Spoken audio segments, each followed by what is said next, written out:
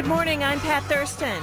Russ Baker is my guest. His book is Family of Secrets, The Bush Dynasty, America's Invisible Government and the Hidden History of the Last 50 Years. And we have sort of been going chronologically. I'm rather proud of us because we haven't skipped around too much here.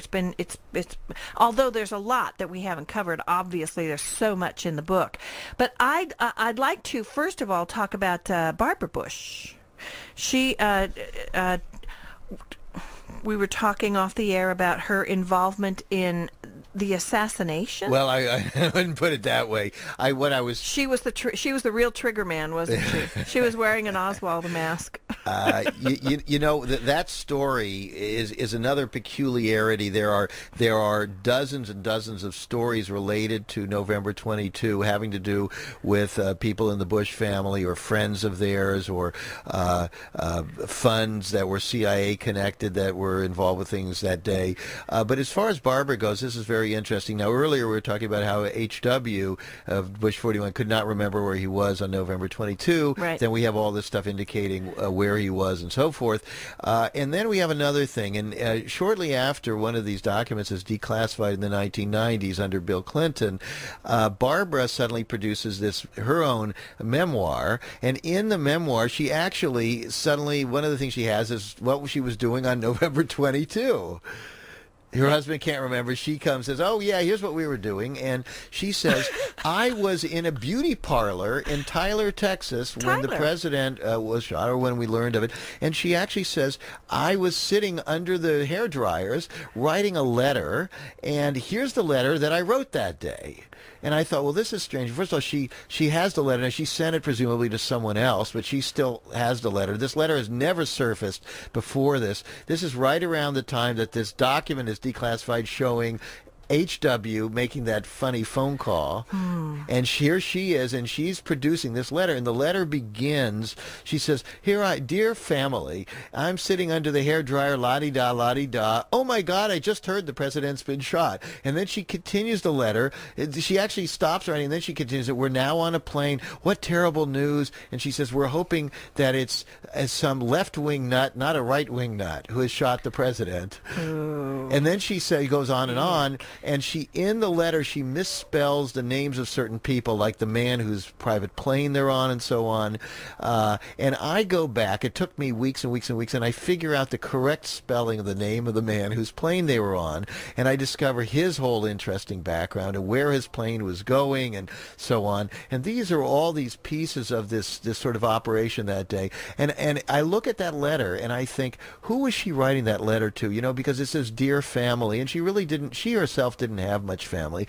Their children were small. Presumably she wasn't writing a letter to the children. It references the assassination in a way that would be inappropriate for children.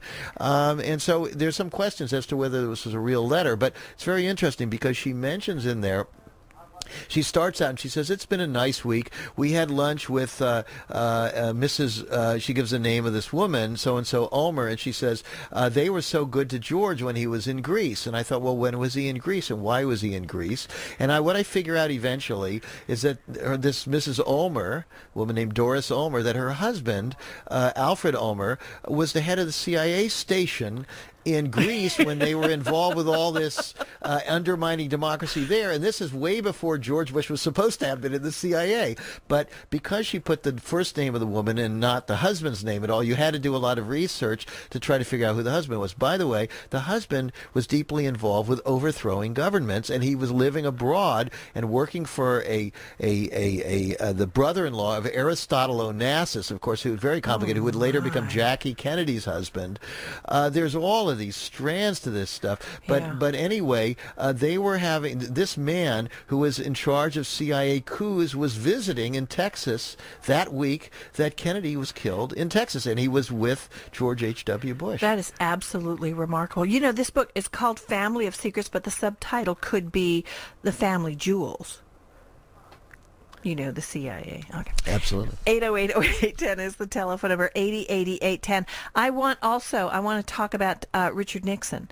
And, was he anywhere near the assassination? Was there any Dallas involvement with Nixon? Well, one of the strangest things is something that is not terribly well known, although it is out there, is that Richard Nixon was in Dallas the morning that Kennedy was shot. Was he? Yeah, it's very unusual because if you think about it, Richard Nixon was there, LBJ was there. As I reveal in my book, George H.W. Bush was actually in Dallas that day. That's one of the bombshells in there. LBJ was in Dallas? Well, he was in the motorcade. He was the vice president. He was in the other car. Yeah. So what you had was the current president and 3 future presidents all in this one city, which wasn't Washington, that's right, because they D.C. swore LBJ in as president on the plane. That's right. Going back to Washington. Yeah. That's right. I forgot about that. Yeah. Wow. Do you remember, by the way, with John Connolly, who was in the car with Kennedy, and he yelled, "My God, they're going to kill all of us," as if he thought that, people always wonder, what did he mean? They're going to kill all of us, instead of what? Instead of just Kennedy. But the issue you raise about Nixon is very interesting. Because why was he in Dallas that day? Why was he in Dallas? Dallas? Again, this is a whole fascinating Ludlum-esque story. Hang on, and we'll get to that, because right now we have to not get to our own sort of version of Robert Ludlum. No, that's not true. He's actually the newsman, George Acevedo. Hey, George. That's an interesting comparison. I was trying to give you some sort of clever intro, but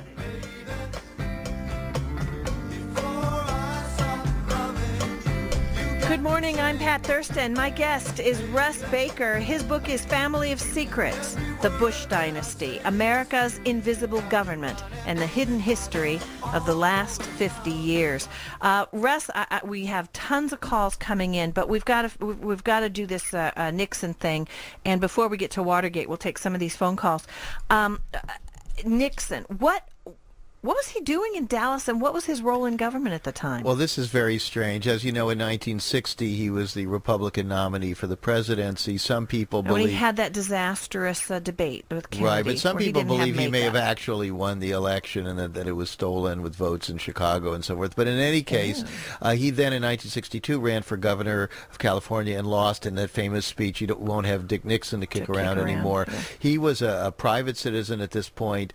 In 1963, a few months before the assassination, he was approached by a man who was involved with Pepsi-Cola Company. Now, it's important to know that Pepsi and Coca-Cola and a lot of these big companies had a great interest in U.S. foreign policy.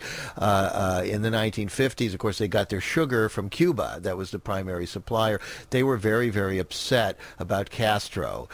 They had a great interest in all these places, and the bottling plants the franchises are often given to powerful local potentates, if you will. So these companies are complex. In any case, the man who ran Pepsi, who was a friend of Nixon, said to him, "Hey, listen, why don't you move to New York and join a law firm and become our lawyer," which Nixon was convinced to do. He said, "This is your way back into politics. You should be in New York, not California." He moves to New York, and almost right away they say, "Listen, we need you to come to Dallas. We're going to have a meeting in Dallas. We have got some things going on there, and there's a bottlers convention." There's a picture in our in Family of Secrets in the photo gallery from stuff relating to this bottlers convention, which has had no attention. But at the very time of the assassination, there was something like 10,000 of these people who had bottling franchises who were all descending, total strangers descending on this city right at this key moment. In any case, so Nixon was asked to come there. The day before the assassination, he calls a press conference in his hotel room, and he criticizes Kennedy, and he says, "By the way, I don't know what Kennedy's doing with Johnson here in Johnson's home state with the motorcade, because I hear he's planning to dump Johnson from the ticket for re-election in '64. Well, this is very explosive. The next morning, if you look at the newspapers, there's a little article in there, the morning of the assassination, about Nixon being in Dallas, but this is completely forgotten. In any case, Nixon leaves Dallas shortly before the motorcade, arrives in New York at the airport, and he hears the news that Kennedy has been shot, and he's so mortified. Because think about this.